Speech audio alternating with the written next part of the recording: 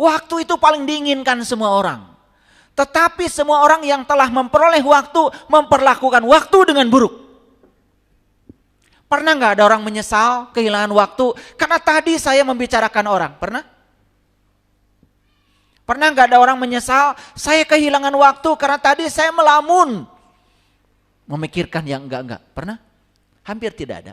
Padahal kita sudah memperlakukan waktu dengan buruk. Jadi jangan heran kalau kita pun diperlakukan buruk oleh waktu. Itu hukum timbal balik. Jadi mengerti sekarang kenapa Allah bersumpah demi waktu. Mengerti sekarang. Okay. Jadi cara kita menghabiskan waktu itu yang akan menentukan siapa kita. Kalau ditanya, siapa Anda? Lihat dari cara Anda menghabiskan waktu.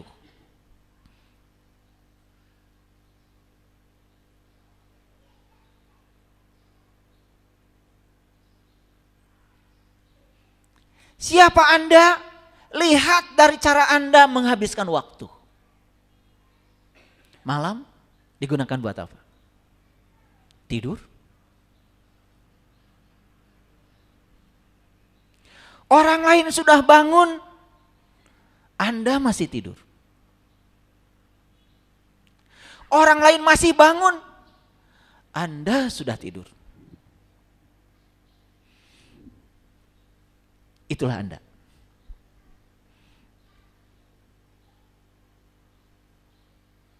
Saya sering membuat ilustrasi. Waktu kita ini semua sama apa tidak? Sama kan? Berapa? 24 jam. Kenapa nasib kita beda? Yang membedakan waktu atau cara kita menggunakan waktu. Itulah siapa kita. Cara kita menghabiskan waktu itu menentukan siapa kita. Nih saya kasih ilustrasi. Coba tidur berapa jam? 8 jam? Oke. Kalau tidur 8 jam itu sudah sepertiga dari 24 jam. Jadi sehari kita sudah habis sepertiga waktu kita buat tidur. Nah kalau umur kita 60 tahun berarti tidur kita sudah sepertiga dari 60 tahun, 20 tahun. Berapa usia Bu? 60 tahun Pak. Berapa jam sehari tidur Bu? 8 jam. Gak boleh ngaku umurnya 60 tahun karena tidurnya udah 20 tahun. Bayangkan. Hasil riset Google. Penduduk yang menggunakan jam untuk HP-nya paling lama di dunia, nomor 1 adalah Indonesia. Mengejutkan? Sangat mengejutkan. Rata-rata orang Indonesia, rata-rata ini, menghabiskan waktu untuk HP-nya 6,1 jam sehari. Bayangkan, 6 jam itu seperberapa dari 24 jam? 6 jam. Seperempat bukan? Seperempat bukan? Hitung-hitung. 6 jam itu seperempat dari 24 jam. Jadi kalau umur kita 60 tahun dan hidup di zaman milenial dan kita menggunakan HP rata-rata 6 jam sehari, berarti waktu untuk melayani HP ini adalah seperempat dari 60 tahun. Kalau usia kita 60 tahun. Berapa? 15 tahun habis buat melayani HP. Apa yang dibaca? Apa yang didengar? Masih kalau yang didengar ceramah saya. Iklan ini iklan. Sekali-kali kan marketing harus jalan. Ya toh? Mesti yang didengar ceramah saya. Ya toh? Ya sedikit-sedikit lah. Walaupun keras kepalanya. Tapi kalau lama-kelamaan kan sering dengar. Masa gak berubah? Paham sampai sini? Itu baru buat tidur loh. Belum yang lain-lain. Wah, pantas kalau Allah mengatakan semua manusia rugi. kecuali orang yang beriman. Beriman loh, bukan ngaku beriman. Beramal soleh, amal solehnya ngikutin Quran. Karena kan sudah saya jelaskan di kajian sebelumnya, ada sekelompok manusia sudah menjalankan amal soleh malah masuk ke dalam neraka. Minta dikeluarkan dari neraka karena dia ingin mengerjakan amal soleh yang berbeda dengan yang dimaksud. Itu sudah kita jelaskan di kajian sebelumnya. Oke, lanjut. Waktu gratis enggak? Gratis enggak waktu? Gratis. Tetapi ada nggak orang yang bisa membeli waktu? Jadi walaupun gratis, tapi waktu itu tak ternilai. Kayaknya kalau sama Allah waktu ini tidak digratiskan, kayaknya bagus deh.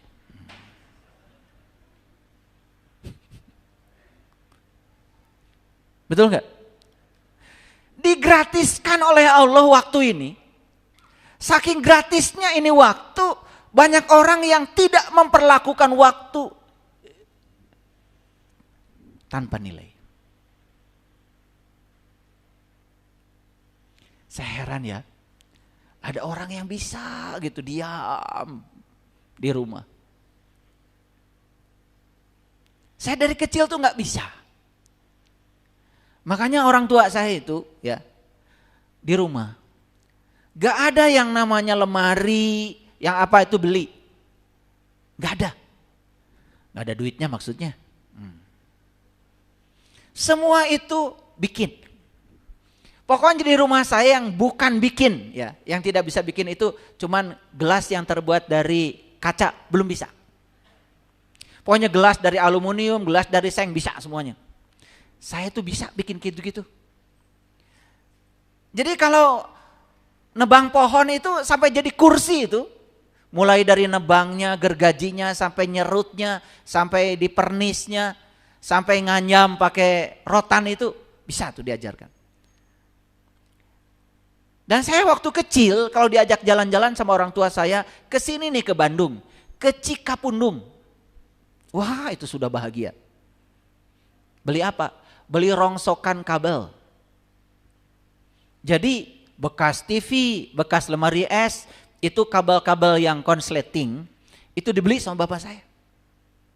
Karena tidak bisa beli kabel baru. Nyampe di rumah, itu kabel tuh dibuka, kemudian kayak bikin gelasan buat layang-layang. Diamplas dulu, baru dipernis lagi. Lalu dibikin trafo, dibikin apa. Kelas 4 SD saya sudah bisa bikin trafo itu buat struman aki itu. Jadi saya tuh gak bisa, diam gitu gak bisa. Gak bisa. Kalau di rumah pun, tanya sama istri saya.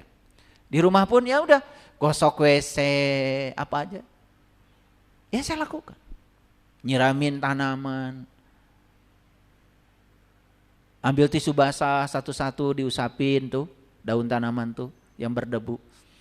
Mereka juga ingin tampil necis kan, betul gak? Coba tanaman sering diusapin ya, dibersihkan daunnya, itu kinclong. Dan ketika kita merawatnya, dia juga menampilkan penampilan yang luar biasa. Gratis nggak waktu? Gratis. Nah inilah masalahnya. Karena gratis lalu banyak orang yang tidak menghargai. Makanya Nabi Muhammad bilang, ya, ilmu itu, terutama ilmu-ilmu yang khusus, itu ada maharnya. Karena kalau ilmu itu diberikan dengan cara gratis, orang tidak menghargai.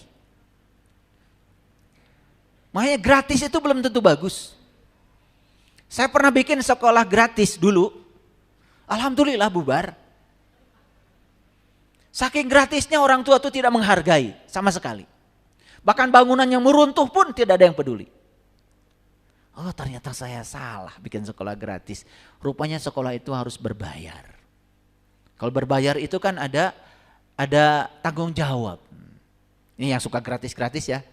Itu mental miskin. Ngasih tahu aja saya ya. Nanti kalau bareng sama saya duluan bayar. Biar saya gratis.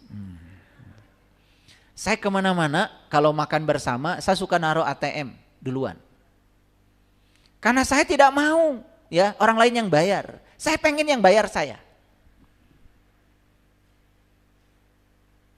Karena ternyata ingin dibayarin itu sudah mental miskin. Ini pengumuman aja untuk yang suka gratis-gratis ya. Ternyata waktu saking gratisnya orang tidak menghargai, betul? Hadirin, kita tidak bisa memiliki waktu, tetapi kita bisa menggunakannya. Ternyata waktu itu tidak bisa dimiliki, tapi waktu itu bisa digunakan.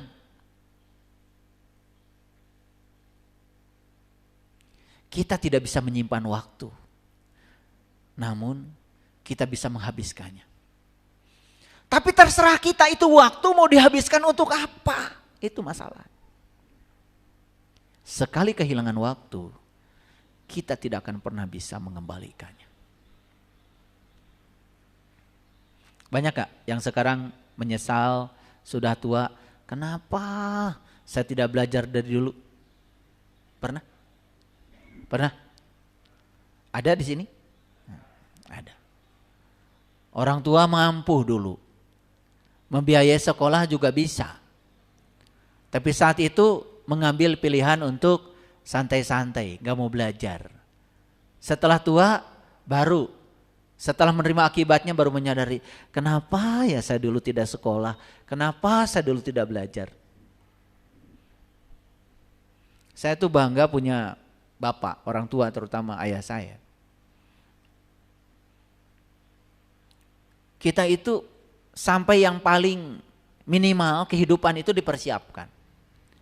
Sampai mempola baju aja, mempola baju celana gitu.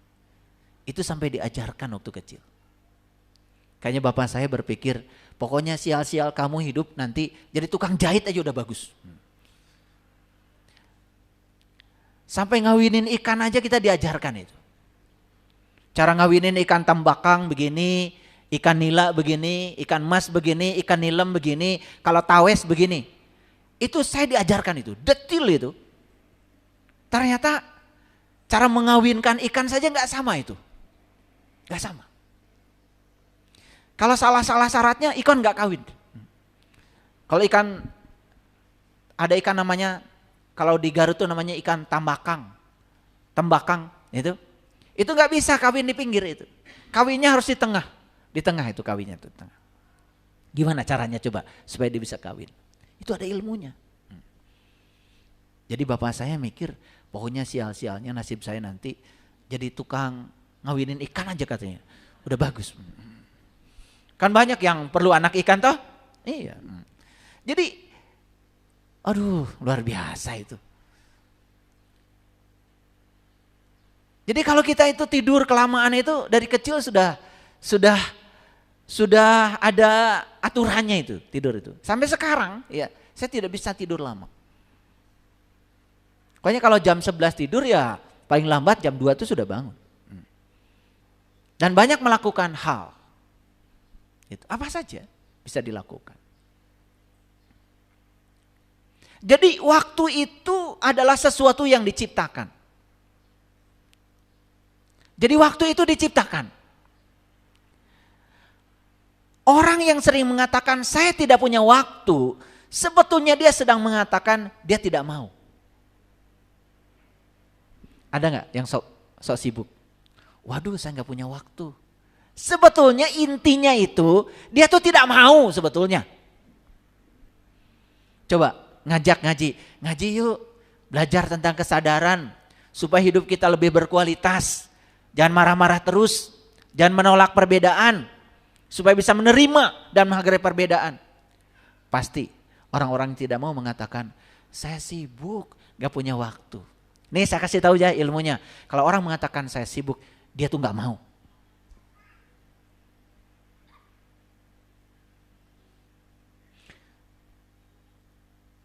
Karena waktu itu diciptakan oleh kita. Kalau kita mau, waktunya pasti ada. Makanya saya dulu pernah berulang kali menafakuri Quran surat Al-Ankabut ayat 5. Jadi Allah berfirman seperti ini. Man kana yarju liqa Allah fa inna ajalallahu la'aj wa huwas samiul alim. Catat ini Al-Ankabut ayat 5. Barang siapa yang berharap jumpa dengan Allah, maka waktu yang dijanjikan itu pasti datang. Karena Dia Maha mendengar, Dia Maha mengetahui. Bagi saya ayat itu sangat terlalu jelas. Jadi barang siapa yang berharap, maka waktu yang dijanjikan pasti datang. Jadi ternyata untuk berjumpa dengan Dia cuma berharap atau tidak. Kita mau gak menciptakan waktunya? Kalau kita tidak mau menciptakan waktunya, waktu tidak akan pernah ada. Tapi kalau kita mau menciptakan waktunya dengan berharap, waktunya akan ada dan disediakan, diadakan oleh Allah. Kenapa? Wa huwa samiul alim. Karena Dia Maha mendengar, Dia Maha mengetahui. Jadi ternyata syaratnya cuma satu, berharap, yarju, roja, berharap aja. Gak banyak syaratnya itu. Kalau ada orang yang mengatakan syaratnya harus ini, harus itu, gak tahu itu, gak tahu Quran itu.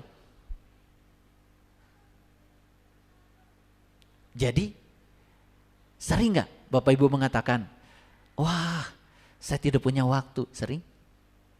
Sering? Coba sekarang jujur, betul gak? Sebenarnya Bapak Ibu tuh gak mau. Betul gak? Jujur ya, gak bisa bohong, di sini gak bisa bohong.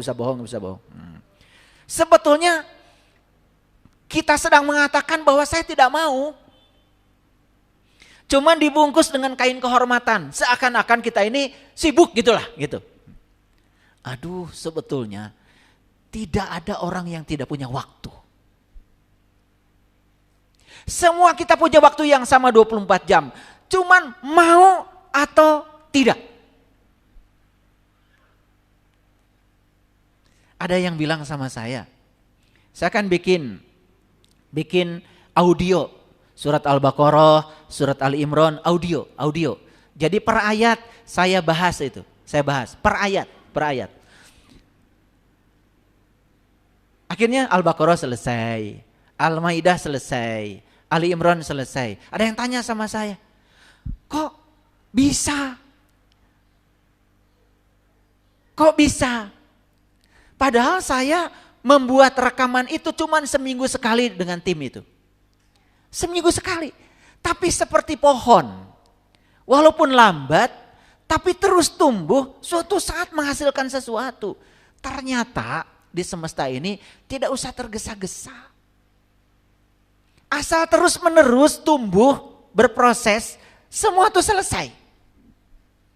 Lalu ada orang yang bertanya heran, kok saya kapan waktunya? Sampai nanya, saya kan ngajar. Terus ngajar bagaimana? Saya tetap ngajar. Terus gimana dengan keluarga? Oh, saya pikniknya banyak. Urusan piknik itu nomor 1. Karena saya punya ilmunya. Menghabiskan waktu dengan orang yang kita cintai bukanlah suatu kesia-siaan. Karena itu akan mengakar di memori mereka. Jangan dikira loh, piknik itu penting. Makanya syaratnya saya bilang yuk kita berangkat. Ya. Makanya mohon maaf ya, 30 Juni sampai 7 Juli saya piknik ke Bali. Gak ada pengajian. Masa saya melayani kalian terus? Kapan saya melayani anak istri saya? Karena menghargai bersama dengan orang-orang yang kita cintai bukanlah suatu kesia-siaan. Karena saya pernah jadi wali kelas dulu. Saya pernah ngajar di sebuah SMA di Bandung, SMA top lah di Bandung. Dan di kelas saya itu yang tidak naik banyak. Setelah saya panggil orang tuanya, semua itu orang tua yang sibuk sampai tidak punya waktu untuk bicara dengan anak-anaknya. Boro-boro nanya PR-nya. Anaknya nilainya berapapun orang tuanya nggak tahu. Sampai saya tanya, Bapak tahu nggak anak ini ya belajarnya kapan, tidurnya jam berapa? Gak ada yang tahu. Semua orang-orang hebat menurut orang lain. Menurut saya tidak hebat. Kalau orang rumah tangganya berantakan, gak hebat. Karena hebat itu dimulai dari rumah. Rumah. Makanya ibu rumah tangga itu bagi saya, itu adalah paling keren. Saya 11 bersaudara. 11 bersaudara. Bayangkan, ibu saya tuh melahirkan 2 tahun sekali.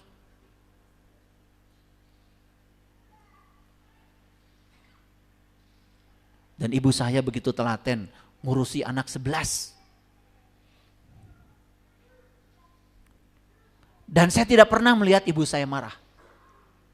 Jengkel apalagi. Ya. Saya habis main bola di sawah, kaki saya penuh lumpur. Papan yang sudah dipel sama ibu saya udah mengkilap itu. Karena rumah kami lantainya papan, karena di bawah kandang ayam. Begitu diinjak papan yang sudah mengkilap itu, ibu saya cuma mengatakan, duh bager, anak king, pinter. Saya sekarang kalau ingat itu, saya menangis.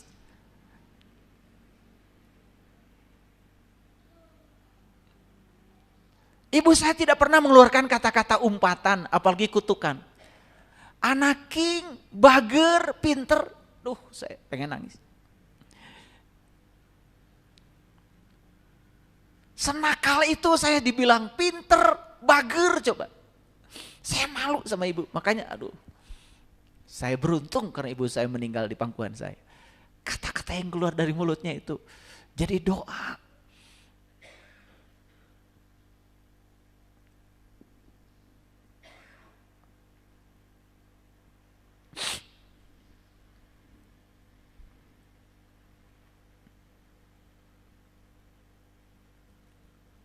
Hadirin, waktu yang kita nikmati untuk menghabiskannya itu bukan waktu yang terbuang percuma. Saya kasih tahu ya. Waktu yang kita nikmati untuk menghabiskannya bukanlah waktu yang terbuang percuma. Saya kasih tahu ya. Kalau kita mengerjakan sesuatu dengan senang dan kita menghabiskan waktu karena kita menikmatinya, bukan killing time. Itu bukan terbuang percuma. Dan saya yakin semua orang yang melakukan sesuatu karena senang melakukannya sampai tidak sadar kalau dia menghabiskan banyak waktu, pasti berkembang. Makanya anak-anak kita jangan dipaksa belajar ini belajar itu yang mereka tidak suka. Tanya kesukaan mereka. Biar mereka menikmati menghabiskan waktu.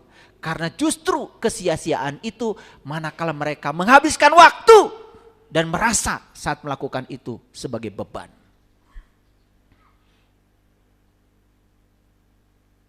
Saya yang namanya belajar itu menikmati.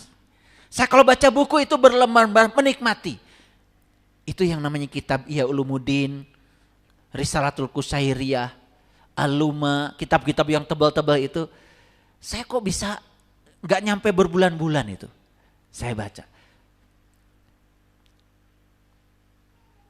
Bapak Ibu, kalau Bapak Ibu senang nyanyi, habiskan waktu itu dan senang melakukannya. Itu bukan waktu yang terbuang percuma. Daripada Bapak Ibu melakukan sesuatu tapi beban. Maaf, ada orang yang melakukan sesuatu dalam tanda kutip mungkin saja ibadah, tapi beban, berat melakukannya, tidak senang melakukannya karena gak tahu ilmunya. Jangan dikira loh, nyanyi, joget, itu jiwa kita selaras dengan tubuh kita.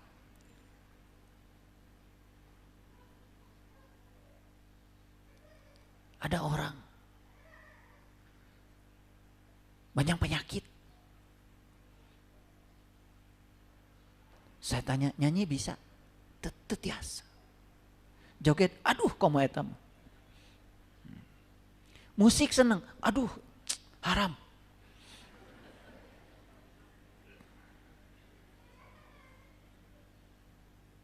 Saya yakin itu. Penyakit yang ada dalam tubuhnya itu, karena apa? Karena tubuhnya ini depresi, stres. Sehingga hormon-hormon yang dihasilkan oleh tubuhnya itu hormon-hormon kortisol yang merugikan tubuhnya. Sehingga sistem kelistrikan dan kimia tubuhnya itu semuanya bermasalah. Wajahnya jadi serem. Padahal kalau ada musik itu sebetulnya si jiwanya itu meronta, ingin joget. Cuman karena malu. Masih malu. Hayang joget mah joget we. Itu kebebasan. Itu kebebasan loh. Dan ketika jiwa kita diberi kebebasan, kan tidak ada yang salah kok. Tidak ada yang dirugikan. Malah ketika kita mendengarkan irama musik kemudian kita itu ikut aja irama, bagus kan? Selesai itu tubuh kita jadi terasa ringan. Daripada ditahan terus daerah. Emang ada orang lain yang peduli sama kamu gitu? Takut dibilang jogetnya kurang bagus? Enggak. Yang joget mah, ya joget. Nah kita ini memenjarakan jiwa kita tuh sudah sedemikian parahnya. Sehingga kebebasannya dirampas. Dengar musik segitu kerasnya, cuman utek-utekan me curug. Di sini jiwanya sudah meronta ya, pengen kebebasan, utek-utekan. Saya kasih tahu ya. Waktu yang kita nikmati untuk menghabiskannya bukanlah waktu yang percuma. Saya mau nanya, seneng nggak dengar saya ngomel di sini? Terasa waktu? Itu berarti bagus itu. Bukan percuma berarti dengerin saya ngomel. Aneh ya, banyak yang datang ke rumah saya. Ayah, tolong saya omelin. Udah, diomelin berjam-jam. Iya. Saya bilang saya capek ngomong terus. Udah kamu pulang. Ya yang denger kan gak capek, yang ngomel kan capek. Betul gak? Walaupun menikmatinya lama-kelamaan kan suara kita juga habis. Nah gak boleh melampaui batas. Betul gak? Jamnya istirahat, beri haknya. Tubuh ini masyarakat kita. Dan masyarakat kita ini terdiri dari beberapa sistem. Satu sistem itu anggap itu provinsi. Ada sistem saraf, sistem otot, sistem tulang, sistem peredaran darah, sistem pencernaan. Waduh, coba ada berapa sistem di tubuh kita? Kalau saya tanya, coba punya tulang gak Bapak Ibu? Pernah ngitung gak tulang ada berapa? Ya Allah, makanya kalian gak peduli. Kita ini punya 206 buah tulang. Itu anggota masyarakat kita itu. Kita ini punya 100 triliun sel. Dan pemimpin kita itu 2. Bisa ego kita, pikiran gelap, bisa kesadaran kita. Lihat orang-orang yang tubuhnya dipimpin oleh kegelapan pikirannya, tubuhnya itu gampang merana dan menderita. Tapi orang yang tubuhnya ini dikendalikan sistem tubuhnya itu oleh kesadaran, intuisinya, hidup. Lihat itu. Wajahnya sumringah, tulus, senyumnya indah, awet muda.